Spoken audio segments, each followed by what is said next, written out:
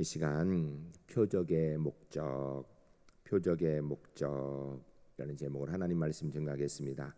예수님께서 이 땅에 우리의 구원을 위해서 육신을 입고 오신 성육신 사건부터 예수님의 이 땅의 모든 시간의 삶은 초자연적인 사건과 연결되어져 있는 삶이라 해도 크게 문제없을 것입니다. 이 말은 예수님을 나의 구주로 믿고 살아온 오늘 우리 그리스도인들의 삶이 기적과 연결되어지는 삶, 우리의 삶에 하나님의 놀라운 은혜의 역사가 경험되어지는 것이 당연한 정상이라는 것입니다. 이렇게 얘기하면 목사님 저는 기적이 하나도 경험한 적이 없는데요, 예수 믿고 기적 하나도 못 봤는데 이럴 수도 있을 것입니다. 여러분, 예수 그리스도가 나의 구주인 줄 믿고 하나님의 자녀 되어져서 이 자리에 있는 자체가 이미 가장 큰 기적 중에 한 가지인 줄로 믿습니다. 여러분, 예수님이 내 구주인 줄 믿어지는 게 이건 배워서 믿어지는 문제 아니에요. 이게 하나님의 능력, 기적의 역사인 줄로 믿습니다. 근데 이 기적이라는 것은 하나님의 능력이 우리 가운데 나타나는 것을 이야기하는 것입니다. 또 이 이적, 기적이라고 얘기하는 사건 속에 하나님의 능력이 함께하고 있다라는 것을 말하는 거예요. 예수님께서 행하시는 기적을 오늘 본문에서는 특별히 표적이라고 얘기합니다. 성경에 보면 이적, 기적, 표적 다 같은 것들을 이야기하죠. 초자연적인 사건으로 하나님께서 개입하신 사건을 이야기하는데, 특별히 표적이라는 말은 거기에서 무언가 깊은 뜻이 있다라는 것입니다. 그 사건을 통하여서 알려주고자 하시는 하나님의 말씀이 계시다라는 것입니다. 표적은 바로 하나님께서 우리 눈으로 보고 우리 손으로 만질 수 있게 하신 말씀이다라고도 이야기할 수 있습니다. 표적을 통하여서 예수님께서 말씀하시고 있는 그 말씀의 의미가 무엇인가? 표적을 통하여서 하나님께서 우리에게 말씀하고자 하는 그 뜻이 무엇인가? 이걸 우리가 바로 알아야 됩니다. 오늘은 본문 말씀을 근거로 하여서 표적의 목적이 무엇인가, 하나님께서 왜 우리 가운데 역사하시는가, 그것을 통하여 무엇을 하시려고 하는가에 대한 말씀을 듣고자 합니다. 말씀을 들으시면서 나는 하나님의 기적의 역사 얼만큼 보고 있는가, 그를 통하여서 나는 무엇을 기대하고 무엇을 이루고 있는가 돌아보시는 가운데, 우리 제일교회 성도님들, 예수 믿는 나를 통하여 주님이 역사하시는 것, 예수 믿는 나를 통하여 하나님이 역사하는 것을 보며 그를 통하여서 하나님 앞에 더 놀라운 주의 은혜의 사람으로서는 우리 제일교회 하나님의 사람들이 주 안에 모두 될 수 있기를 주의 이름을 간절히 축복합니다. 첫 번째 따라하겠습니다. 표적은 질적인 변화를 이루기 위함입니다.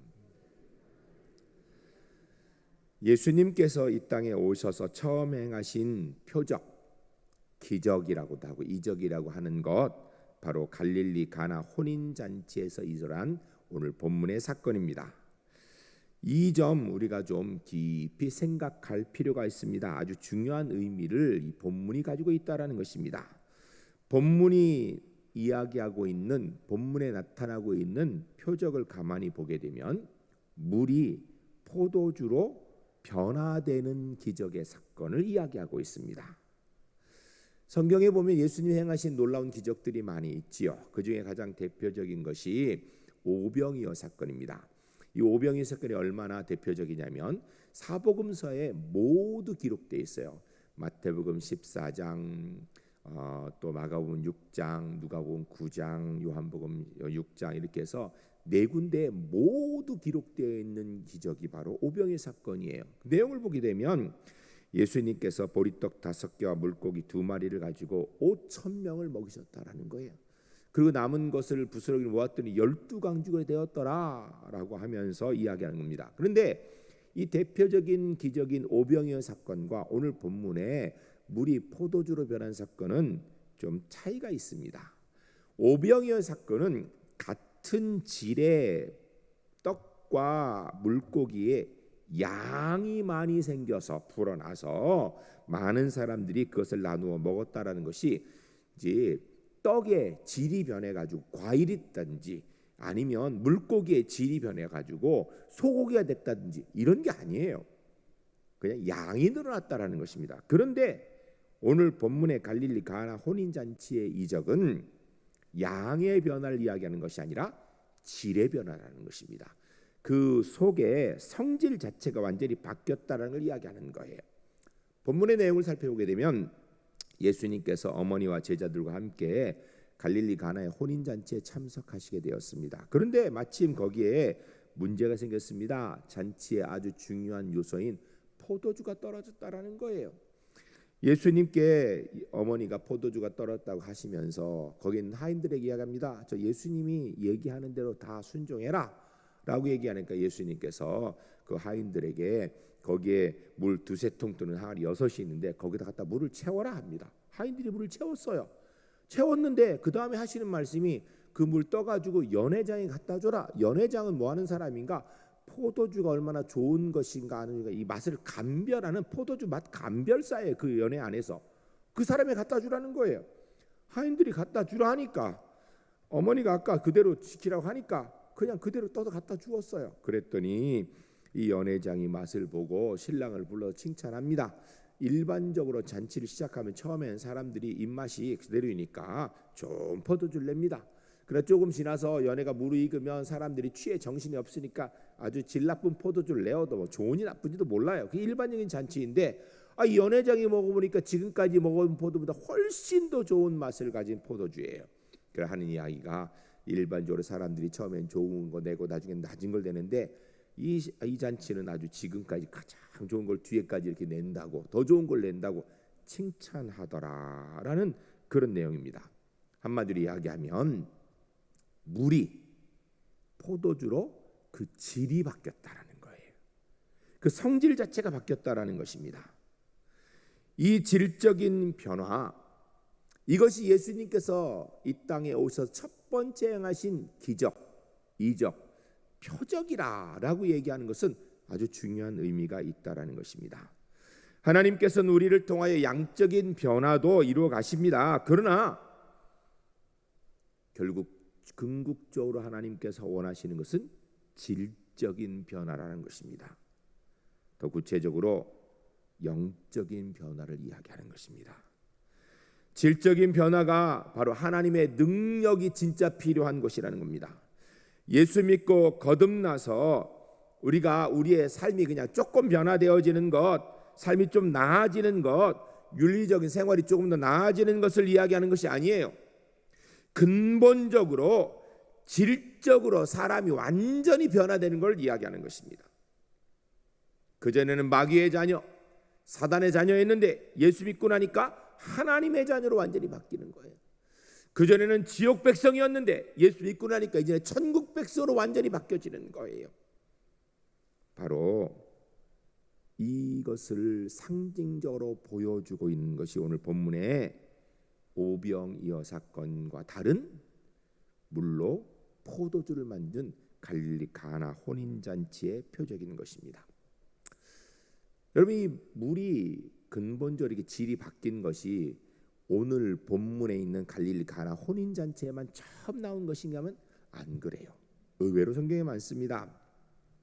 출애굽기 7장 14절 24절에 보면 모세가 바로 앞에서 이스라엘 백성들 보내라 할 때 그가 보내지 않으니까 그 앞에 하나님의 능력을 보이는데 나일강 물을 떠서 이렇게 흘립니다. 그랬더니 그 나일강 물 전체가 피로 변하게 되더라라는 이적이 나옵니다. 또 출애굽기 15장 22절에서 27절까지 보면 모세가 마라라는 지역이 있는데 그 보니까 이 마라라는 뜻이 쓰다는 뜻이거든요.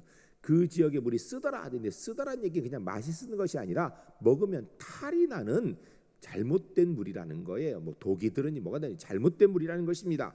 그런데 모세가 그 물을 단물로 바꾸게 됩니다. 못 먹던 물을 먹을 수 있는 물로 바꾸게 되는 사건이 또 기록되어 있어요.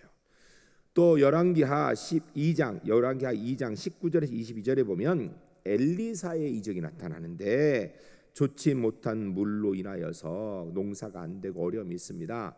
그래서 그곳에 엘리사가 소금을 넣습니다. 그랬더니 그 물이 좋은 물로 변화되어졌다. 쓸모없는 물이 아주 좋은 물로 바뀌어졌다라는 이런 변화의 기적의 이야기가 있습니다. 이렇게 물이 좋은 물로 변화되어지고 물이 피로 변화되어지고 이런 이적이 성경의 여러 군데의 사례들이 나타나는 것을 볼 수 있습니다. 하나님께서 원하시는 것이 무엇인가를 상징적으로 보여주는 것이에요. 그것은 바로 하나님께서는 우리가 예수 믿고 나서 예수 믿는 사람으로 우리의 삶이 조금 변화되어지고 윤리적으로 나아지고 도덕적으로 나아지고 뭐 이것도 나쁜 건 아니에요. 그것도 좋은 일이고요. 그렇게 하면 더 좋은 일이고 이왕이면 그렇게 해야 됩니다. 그러나 예수 믿고 나서 하나님 앞에서 우리가 하나님의 사람으로 근본적인 변화는요, 그게 변화가 아니에요. 진짜 중요한 변화는 하나님의 자녀로 바뀌었다라는 거예요. 이전에는 사단에게 속한 자가 이제 하나님의 자녀로 바뀌었다라는 것입니다. 이전에는 지옥 갈 사람이 이제는 천국 백성 되어졌다라는 것입니다. 이게 하나님의 은혜의 역사입니다. 성경에서 가장 큰 기적의 역사는 성육신 사건이죠. 하나님께서 육신을 입고 죄인된 몸으로 이 땅에 오신 것이에요.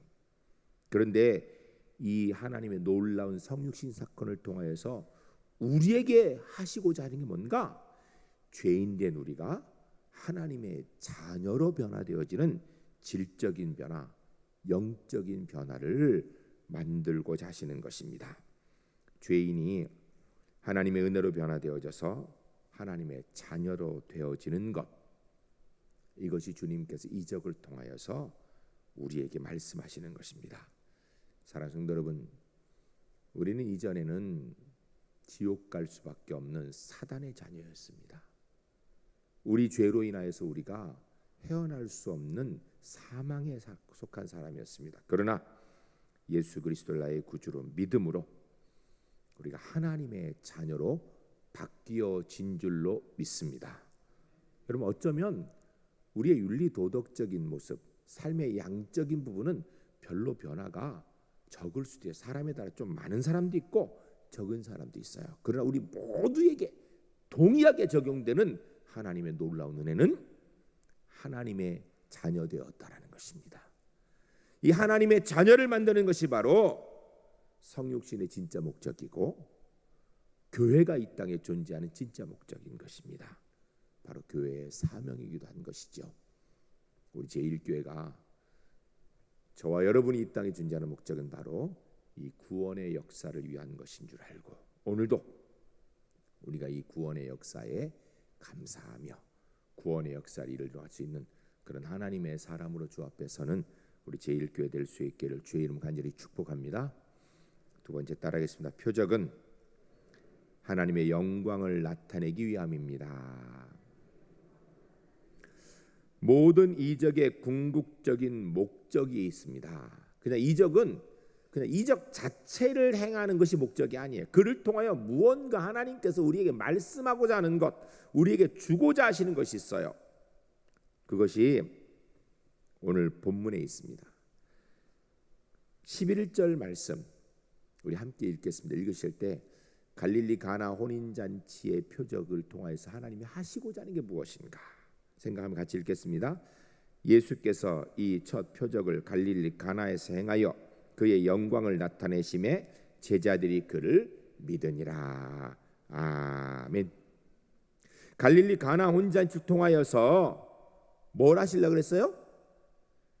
그의 영광을 나타내심에. 그는 하나님, 예수님 이야기하는 거예요. 그러니까 하나님의 영광을 나타내시는 것, 이것이 표적의 첫 번째 목적입니다. 갈릴리 가나 혼인잔치에서 물로 포도주를 만든 것은 거기 있는 사람들이 잔치 잘하도록, 그래서 포도주 많이 먹을 수 있도록, 잔치가 흥겨워지도록, 이게 목적이 아니고요, 하나님의 영광을 나타내기 위해서. 한국교회 대표적인 교회이고 그 교회 원로 목사님이신 목사님의 이야기입니다. 뭐 제가 이렇게만 얘기해도 대충 아실 분은 다 아실 거예요. 이 목사님 젊으셨을 때 간암으로 거의 죽게 되셨습니다. 정말 생명이 경각에 달렸을 때 이 목사님 침대에 엎드려서 하나님 앞에 밤새워 기도했습니다. 제가 그 기도 내용은 직접 못 들어봤지만 그 내용은 이럴 거예요. 하나님 살려주십시오. 살려주시면 주님 뜻을 위해서 살겠습니다. 아마 그렇게 기도하셨겠지요. 그런데 기도의 끝에 목사님 밤새도록 하혈하고 그리고 나서 간암이 깨끗이 나았다라는 것입니다. 그 후에 생명 걸고 이 목사님 목회하셨습니다.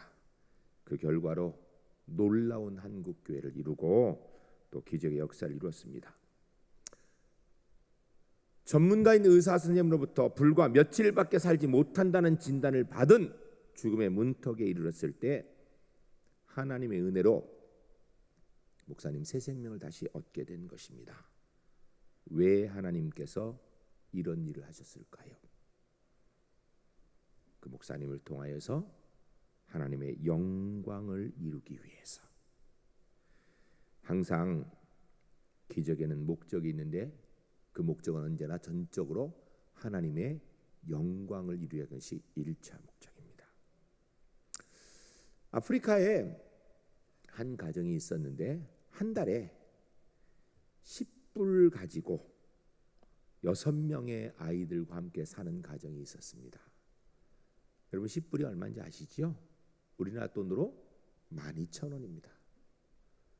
6명이 12,000원으로 한 달을 살아가니 생활이 얼마나 궁핍하고 어려웠겠어요. 물가가 아무리 싸다 그래도 얼마나 삶이 힘들었겠습니까? 그런데 이 가정이 살고 있는 마을에는 아이들이 병으로 시력을 잃어버린 일이 주변에 많이 있었습니다. 그런데 안타깝게 50센트, 우리나라 돈으로 600원 정도만 있으면 그 약만 쓰면 시력을 잃어버리지 않게 되는 치료가 될 수 있는 그런 병으로 아이들이 시력을 잃어버리고 있었습니다. 이것을 보고 있는 이 가정의 식구들이 마음이 참 안타까웠어요. 자기들도 힘들게 살고 있지만 저 아이들이 너무 불쌍해. 그래서 이들이 하나님 앞에 간절히 기도하기 시작했습니다. 하나님, 돈 많은 부자들을 좀 보내주시고 그들을 통하여서 저 어려운 아이들 50센트만 있으면 눈을 고칠 수 있는데 50센트만 있으면 그 약만 쓰면 실명하지 않을 수 있는데 주님 제발 좀 부자들을 좀 보내주세요 라고 기도했습니다. 그런데 문제는 아무리 기도해도 부자는 한 명도 오지 않더라는 거예요. 그래도 이 가정은 실망하지 않고 계속 기도했습니다. 그러던 중에 어느 날 기도하는데 그들의 마음속에 들기를 네가 약을 사서 그 아이들에게 줘라라는 이런 하나님의 음성이 마음속에 들리는 거예요. 이 가족 식구들이 아니 우리도 겨우 10불로 6식구가 한 달을 먹고 사는데 우리가 무슨 재주로 그들에게 약값을 줄 수 있겠습니까? 생각이 드는데 그 이후로 기도하는데 계속 마음속에 네가 약을 사서 그들에게 줘라 라는 그런 음성이 들려요. 그래서 계속 기도하는 가운데 가족들이 모여서 그렇다면 하나님 자꾸 우리에게 이런 마음 주시는데 우리가 다는 못해도 할 수 있는 대로 뭐 한 달이든 두 달이든 이렇게 시간 우리가 되는 대로 모아서 하나씩이라도 하나에게라도 우리가 약값을 좀 주도록 하자라고 이렇게 같이 상의를 하였습니다. 그리고 그 아이들이 이 가족들이 함께 모여서 조금 덜 먹고 뭐 줄일 먹을 것도 없죠. 여러분 생각 10불로 8명이 사는 건 아이 6명과 진짜 어려운 거거든요. 그래도 거기서 조금 더 줄여가지고 50센트가 되면 한 아이에게 약을 사서 주고 또 그렇게 하고 이걸 7년 동안 하였습니다. 7년 동안 한 결과가 하나님께서 그 가정을 통하여서 84명의 아이들이 눈을 멀지 않고 시력을 회복하는 기적의 역사를 이루어 주신 것입니다. 그 가족 식구들이 이렇게 간증하였습니다. 이 일을 하면서 지난 7년 동안 하나님께서는 우리에게 필요한 것들을 모두 제공해 주셨습니다 라고 얘기했어요. 그렇다고 그 가정이 7년 전에 10불로 살던 게 그 다음 7년 뒤에 100불로 사는 게 아니에요. 여러분 하나님을 믿고 순종할 때 하나님께서는 기적의 역사를 이루십니다. 그리고 그를 통하여서 하나님의 영광의 은혜를 나타내실 줄로 믿습니다. 스티브라는 한 분이 계셨습니다. 이분이 자그마한 사업을 하는데 자기가 한 달에 벌어서 순식으로 자기 생활비로 가져가는 돈이 5만 불 정도였습니다. 5만 불. 그러니까 큰 사업을 하는 분이 아니에요. 작은 가게를 하는 분이죠. 5만 불 하면 우리나라 돈으로 한 6천만 원 정도 되겠죠. 그러면 6천만 원이면 우리나라에서는 1년에 연소득이 6천이면 뭐 그냥 괜찮죠. 그런데 여러분 미국의 물가 수준에서 6천 불이면요 넉넉한 형편이 아닙니다. 사실 6천 불로 온 식구가 생활하는데 그렇게 여유롭지는 못했던 거예요. 하루는 그런데 이 스티브가 집회에 참석했는데 그 집회에 강사님이 CCC의 국제 총재였던 빌 브라이트 박사님이셨습니다. 여러분도 아마 이름을 들어본 분도 계실 거예요. 빌 브라이트 박사님. 집회를 마치고 나서 어떻게 이 스티브와 이 빌 브라이트 박사님이 같이 이야기할 수 있는 시간이 생겼어요.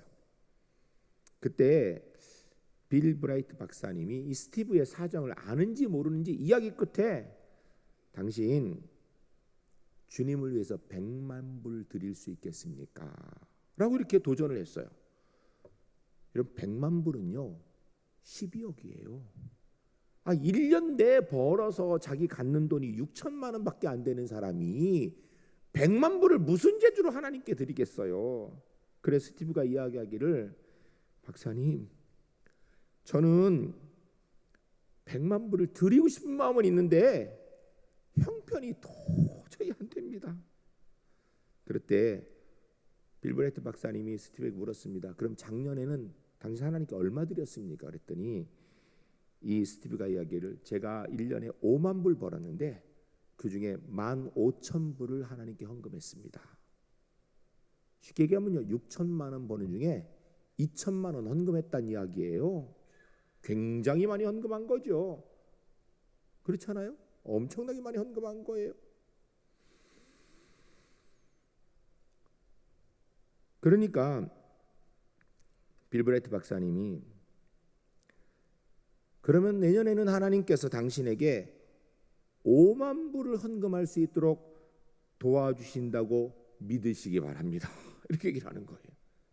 그러니까 이 스티브가 아이 박사님 5만 불은 제 1년 버는 수익 전부 다인데요.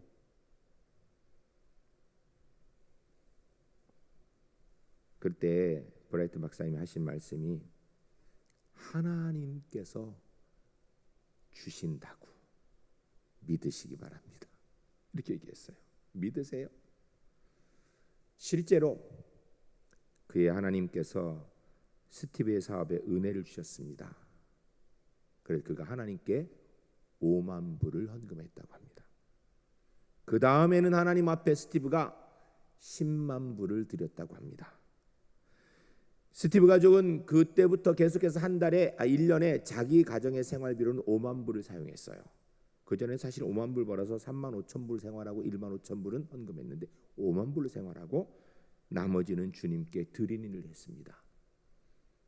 종국에는 스티브가 간증하기를 몇 년 후에 스티브가 하나님 앞에 100만 불을 헌금할 수 있게 되었다라고 간증을 했습니다. 여러분 하나님께서는 무엇인지 가능하신 전능하신 하나님이신 줄로 믿습니다. 물로 포도주를 만드시는 하나님께서 스티브를 통하여서 1년에 5만 불 버는 사람이 100만 불 헌금하게 하신 하나님께서 10불로 겨우 자기 식구들 먹고 사는 것도 간신히 먹는 사람들을 통하여서 84명의 어린이의 눈을 멀지 않도록 지켜주신 하나님께서 오늘도 우리와 함께 하시는 그 하나님이신 줄로 믿습니다. 여러분 우리는 다른 하나님 믿는 게 아니에요. 갈릴리 가나 혼인잔치 역사하신 하나님, 오늘도 우리와 함께 역사하시는 줄로 믿습니다.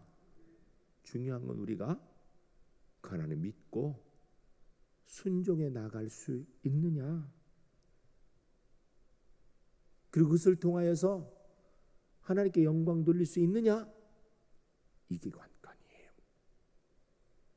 전 우리 울산제일교회 성도님들이 그냥 종교생활, 주일 되니까 남들 교회 가니까 나도 교회 가고, 신앙 하나 있어야 되니까 그냥 교회 가고, 이게 아니라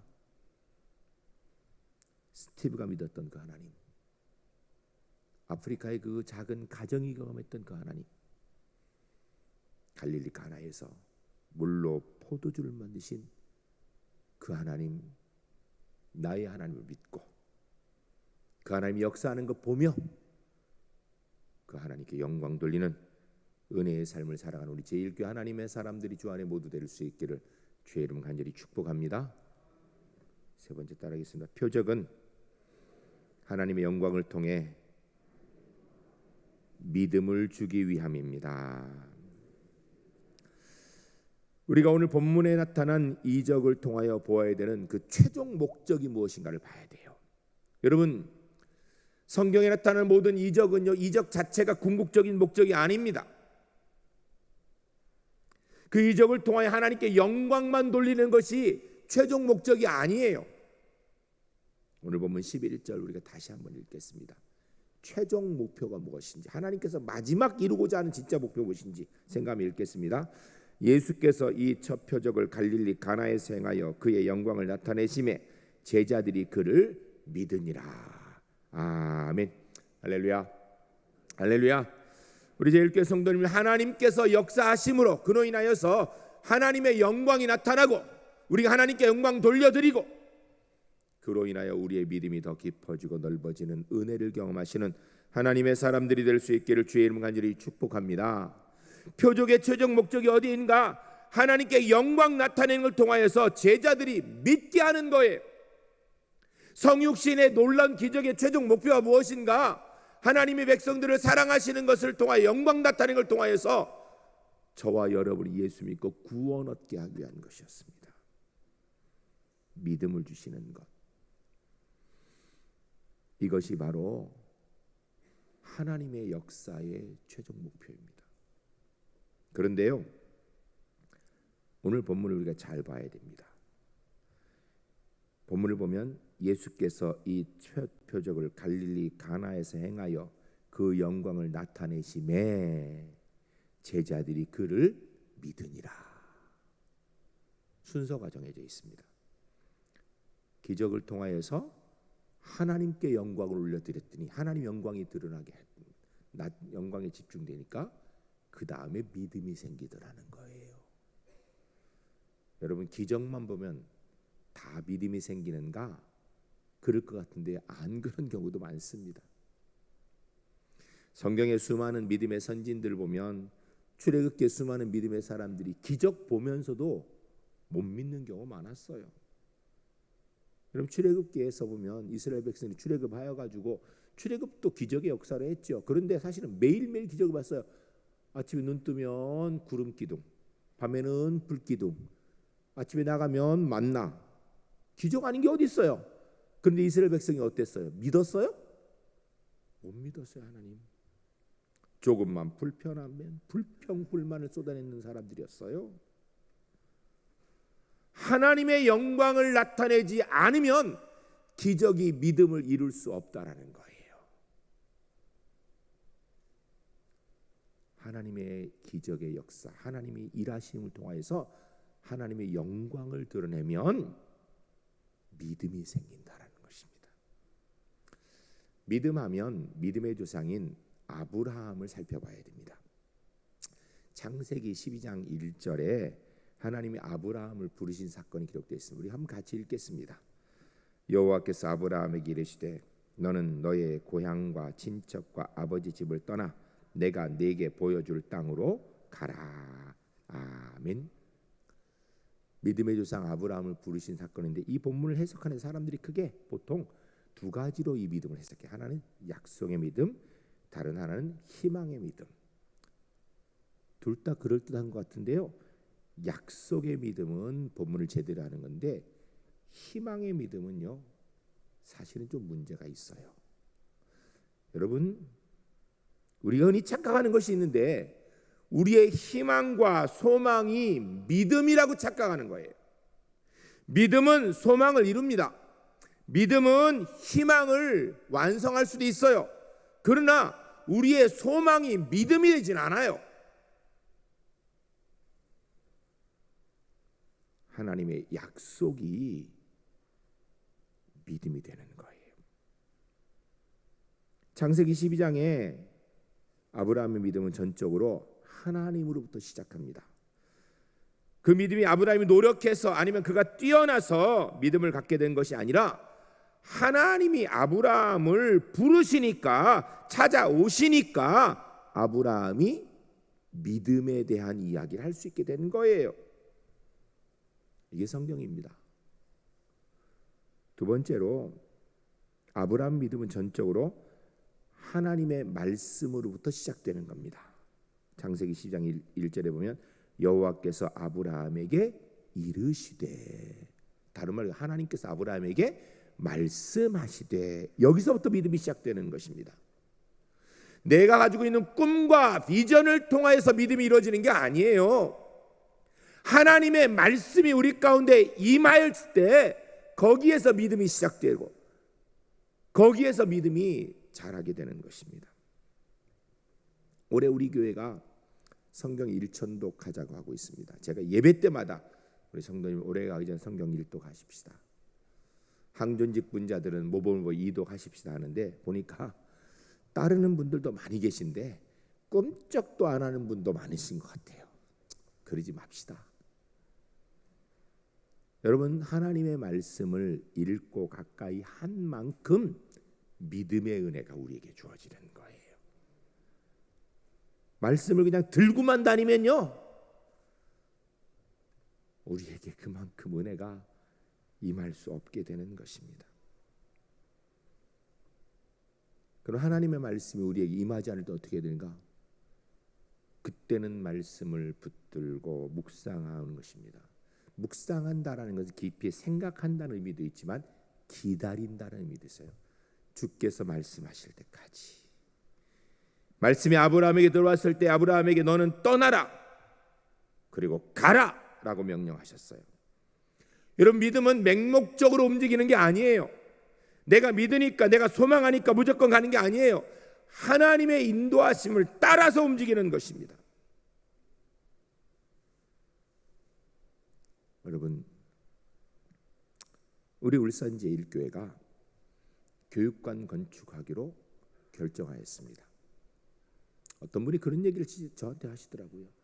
요새 힘들고 어려운데 코로나 시기에 무슨 건축이냐고.